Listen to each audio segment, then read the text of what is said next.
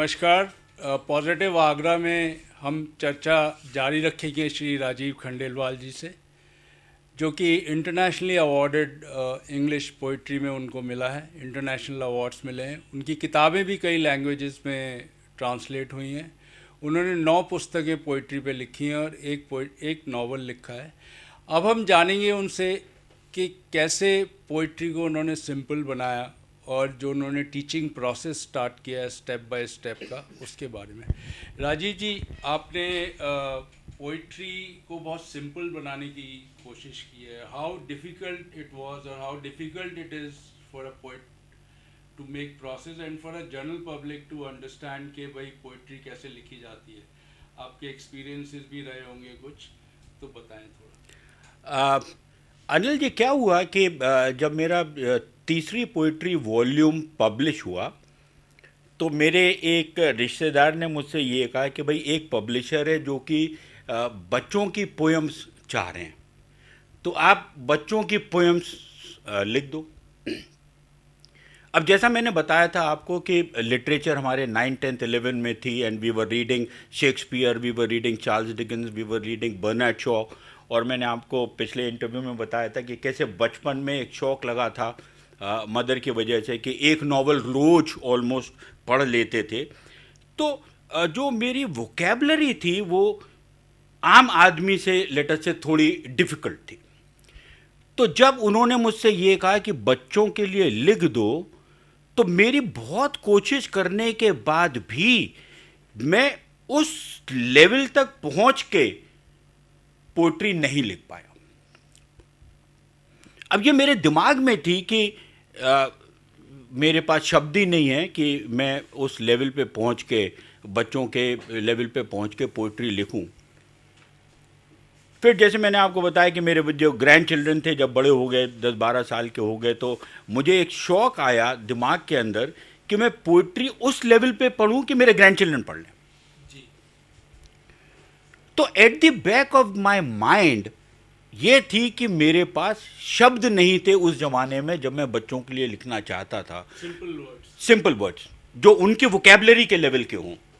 तो मैंने क्या किया कि मैंने रिसर्च करी और 7th 8th 9th 10th तक के बच्चों की वोकेबलरी कौन सी पॉपुलर है, 7th में किस लेवल की वोकेबलरी वो पढ़ते हैं, उसकी लिस्ट बनानी शुरू करी धीरे धीरे धीरे धीरे करके। फिर मैंने उस लिस्टों को सफिक्स से बांटा, IN, sin, pin, tin, ed, red, fade.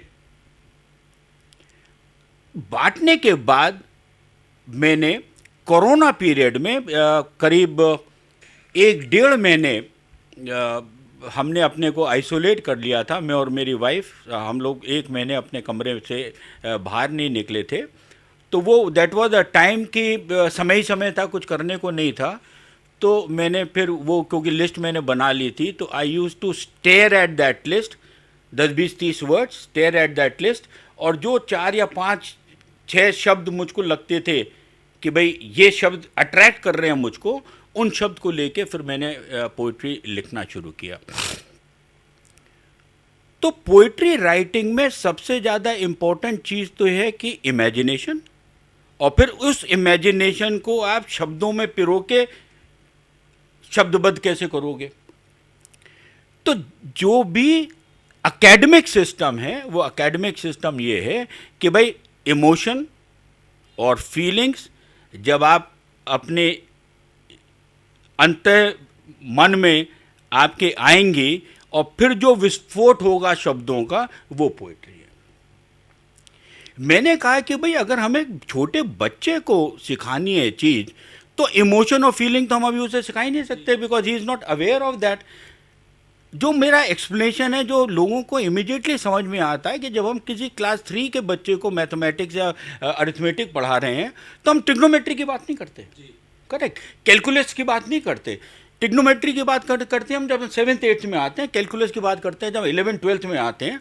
तो मैंने कहा नहीं, हमें एक सिस्टम डिवाइस करना है कि हम आपको चंद शब्द देंगे और उन चंद शब्द से कहेंगे कि इन शब्दों को लो और इनको अपने दिमाग में चर्न करो और इमेजिनेशन से 4 लाइनें, 6 लाइनें, 8 लाइनें बना लो, ठीक है, और एक फ्लोइंग नैरेटिव बना लो कि पहली लाइन से कहानी शुरू हुई, चौथे पे खत्म हुई, और एक के बाद एक कहानी बन रही है आपकी। तो एक मित्र मेरे को मिले, पंजाब के प्रिंसिपल थे वो स्कूल के। उन्होंने कहा, राजीव जी आप बच्चों को सिखा देंगे? अब क्योंकि मैं उस फ्रेम ऑफ माइंड में था कि मुझे कुछ चीज़ ऐसी सिस्टम डिवाइस करना है कि मैं बच्चों को पढ़ा लूँ, तो अनिल जी आप बिलीव करिए कि वो मेरे 20 स्टूडेंट्स थे जिसमें से 5 चले गए, 15 स्टूडेंट्स रह गए जिन्होंने कभी भी इंग्लिश पोइट्री नहीं लिखी थी अपनी ज़िंदगी में। उनके पेरेंट्स को भी ये नहीं मालूम था कि वो पोइट्री लिख सकते हैं इंग्लिश में। और जो मेरा इनिशियल मैंने कोर्स कंटेंट डिवाइस किया था उनके लिए, उनमें से 5 बच्चों की पोइट्री इंडिया के लीडिंग पोइट्री जर्नल्स में पब्लिश हुई।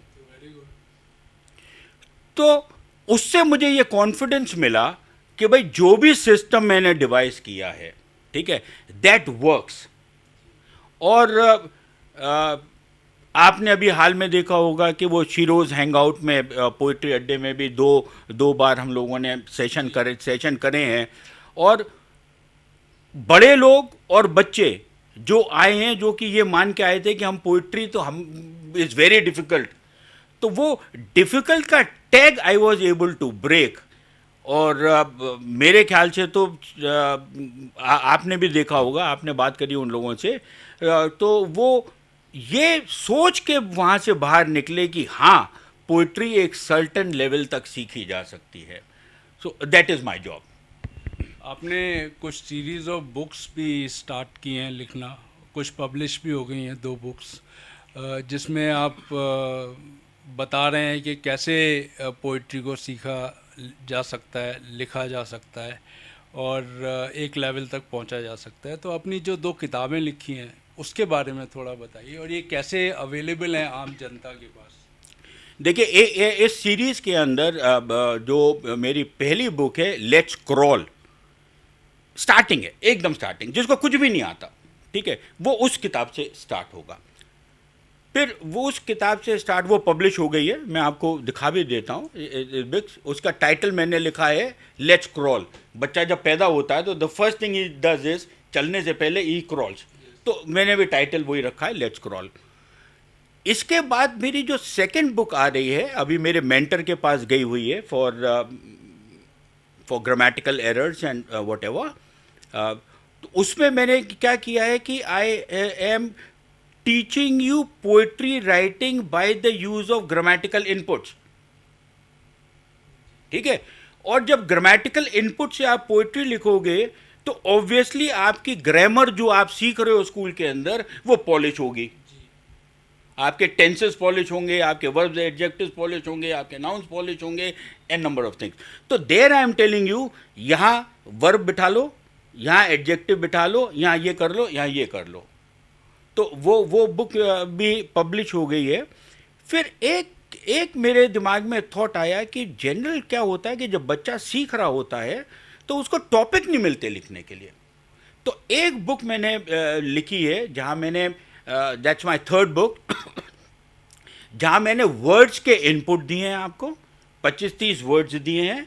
और वर्ड्स देने के बाद मैंने कहा कि इनमें से ये 6 वर्ड्स उठा लो, उस पर इस टॉपिक पे लिख लो, ये 6 वर्ड्स उठा लो, इस पे इस टॉपिक पे लिख लो। तो I am giving you word input plus N imagination input, title देके, एक थॉट प्रोसेस देके आपको कि इस टॉपिक पे इन वर्ड्स को यूज करके आप लिख सकते हो। जो फोर्थ बुक मेरी आ रही है वो आ रही है which is on a letter से डिफरेंट प्लेन। जब आप प्राइमरी स्कूल से सेकेंडरी स्कूल में आ जाते हो तो it's a shift of focus.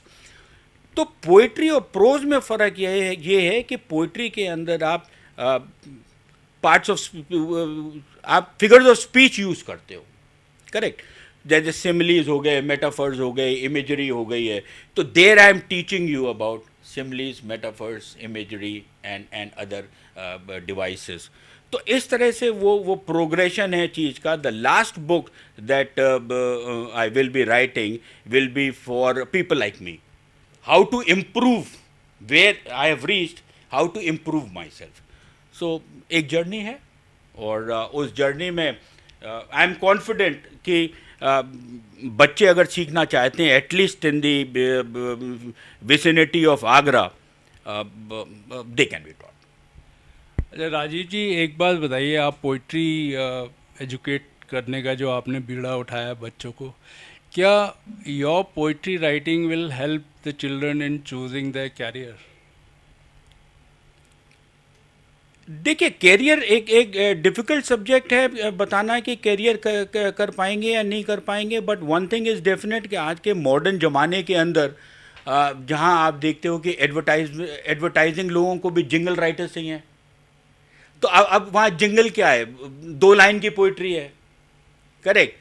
अब अगर आपको पोइट्री लिखनी आ गई और आप उस लेवल के हो गए कि आपको एक कॉन्टेक्स्ट दे दिया गया और आप इमेजिन करके उस कॉन्टेक्स्ट में शब्दों को पिरो के एक जिंगल बना सकते हो, तो वो पोइट्री का ही तो इनपुट हुआ. ठीक है. फिर आजकल क्या है कि आप न्यूज़ में भी अगर आप सुनते हो तो जो वो अपनी हेडलाइंस देते हैं, वो हेडलाइन जो पोइटिक है, पहली लाइन का वर्ड और सेकंड लाइन का लास्ट वर्ड राइमिंग कर रहा है, राइट. तो वो एक टैलेंट है. तो वो टैलेंट पोइट्री का या तो इनबिल्ट है, आपके अंदर टैलेंट पहले से ही इनबिल्ट है, या इस प्रोसेस से आपने सीख लिया. तो अपॉर्चुनिटीज तो बहुत निकलती हैं पोइट्री राइटिंग के अंदर. ठीक है. आप मैंने देखा है कि आप जो स्टेप बाय स्टेप प्रोसेस करते हैं उसमें आप एक अल्फ़ाबेट पोइट्री बच्चों को या जो भी सीखना चाहता है पोइट्री वो बताते हैं. तो उसमें क्या डिफ़िकल्टी आती है लोगों को और क्या लोग कर पाते हैं और एंड में क्या अचीव कर पाते हैं? अगर इंग्लिश की बात करें तो 23-26 वर्ड्स को वो कैसे पिरोते हैं? देखिए, स्कूल में सबसे पहला काम जब हम बच्चों को इंग्लिश शब्द सिखाना शुरू करते हैं तो एक हैबिट डालते हैं. A for apple, B for ball, B for boy, C for cat, D for duck, E for elephant. तो एक दिमाग के अंदर ऑलरेडी हमारे पास है कि A for something, B for something, C for something, D for something हमने सीखी हुई है, करेक्ट. तो अब आपको उससे डर नहीं लगता. अब all I am saying is कि भाई ए से लिख लो, बी से दूसरी लाइन लिख लो, सी से स्टार्ट करो, तीसरी लाइन लिख लो. तो क्योंकि आप में डर नहीं है, you are familiar with that process, तो आदमी लिख लेता है. और पिछले जो पोइटिक अड्डा हमने किया था उसमें से मेरे ख्याल से एक प्रोफेसर थे इकोनॉमिक्स के, रिटायर्ड, नाम मैं भूल रहा हूँ उनका, वेद त्रिपाठी जी. उन्होंने तो ए से लेके जेड तक पूरी पोएम लिख ली थी. ठीक है. तो when I am saying poem लिख ली थी, I am not exactly saying poem लिख ली थी. What I am saying is उन्होंने एक नैरेटिव लिख लिया था. अब नेक्स्ट स्टेप इज हम उस नैरेटिव को धीरे धीरे पॉलिश कर, फाइन ट्यून कर लेंगे, पॉलिश कर लेंगे, और एक दिन आप ए टू जेड तक पोइट्री लिख लोगे. तो मोस्ट इंपॉर्टेंट थिंग जो मैं लेटर से प्रमोट करना चाहता हूं, अचीव करना चाहता हूं, वो ये है कि एक थॉट है कि poetry writing is very difficult, we can not do it. I want to break that thought process. I want to tell you, teach you that poetry writing is not difficult, it can be done. ठीक है. मैं football पे kick लगाना आपको सिखा सकता हूं मैं फुटबॉल पे आपको सीधी लाइन में किक करना सिखा सकता हूं. But at the end of the day अगर आपको स्टेट लेवल खेलना है, या आपको नेशनल लेवल खेलना है, आपको इंटरनेशनल लेवल खेलना है, तो एक सर्टेन अमाउंट ऑफ मेहनत आपको करनी पड़ेगी. पर मैं इनिशियल वो डर हटा दूंगा आपका कि साहब फुटबॉल रखी है तो मैं मार ही नहीं सकता. I have done that and I think I can do that. वो मेरा एम है. Let us see whether I succeed और नॉट. बहुत बहुत धन्यवाद राजीव जी. हमने देखा कि एक लॉजिकल थॉट प्रोसेस से कोई भी पोइट्री लिख सकता है. जैसे राजीव खंडेलवाल जी ने कई पोएम्स के ऊपर 9 पोएम्स की बुक लिखी हैं, ऐसे ही सारे लोग पोइट्री लिख सकते हैं. और मैं साधुवाद दूंगा राजीव खंडेलवाल जी को कि अपना प्रेशियस बिजनेस का टाइम और हॉबी को साथ में कंबाइन करके वो बच्चों के ऊपर या जो नए लोग हैं जो पोइट्री सीखना चाहते हैं उस पर कार्य कर रहे हैं। और जो उनका विजन और मिशन है कि कम से कम आगरा में 200 लोग अगर पोइट्री सीखते हैं तो आगरा में एक अलग तरीके का कीर्तिमान स्थापित होगा। धन्यवाद राजीव जी। अनिल शर्मा, पॉजिटिव आगरा के लिए धन्यवाद।